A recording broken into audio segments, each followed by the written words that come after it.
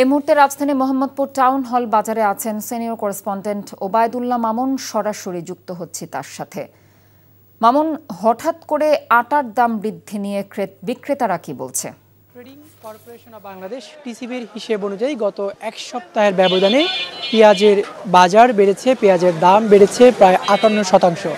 অর্থাৎ গত সপ্তাহে যে পেঁয়াজের দাম ছিল ৭৫ থেকে ৮০ টাকা, সে পেঁয়াজ এখন খুচরা পর্যায়ে বিক্রি হচ্ছে কেজি প্রতি ১১০ টাকা থেকে ১২০ টাকা। অর্থাৎ প্রায় প্রতি কেজিতে কিন্তু ৩৫ থেকে ৪০ টাকা বেড়েছে পেঁয়াজের দাম শুধুমাত্র এক সপ্তাহের ব্যবধানে।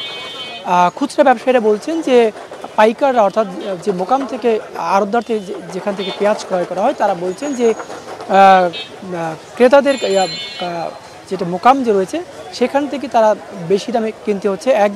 একদিকে যেমন এটি বলছে, আর অন্যদিকে আরেকটা বিষয় হচ্ছে যে পেঁয়াজের মৌসুম শেষের দিকে এটিও একটি কারণ হতে পারে।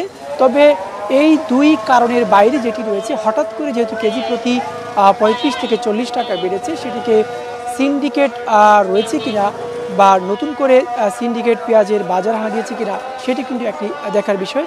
এছাড়া অন্যান্য যে বাজারগুলি রয়েছে, অন্যান্য যে কাঁচা বাজার রয়েছে, সেখানে কিন্তু বলা চলে অনেকটা স্বাভাবিক রয়েছে। শুধুমাত্র মসুরির ডাল কেজি প্রতি ৬ টাকা বেড়েছে আর কমেছে ডিমের দাম।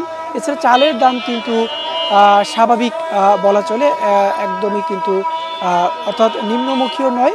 কয়েকদিন আগে যেই চাল ২ টাকা ১ টাকা কমেছিল, দেশি চাল, সেগুলো কিন্তু এখন স্বাভাবিকই রয়েছে।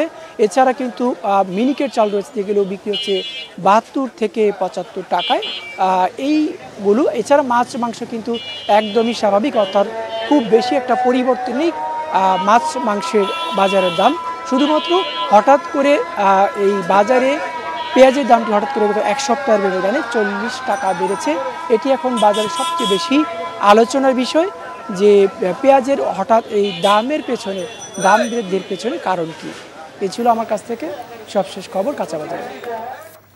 মোহাম্মদপুর টাউন হল বাজার থেকে বাজার দরের খবর জানছিলাম।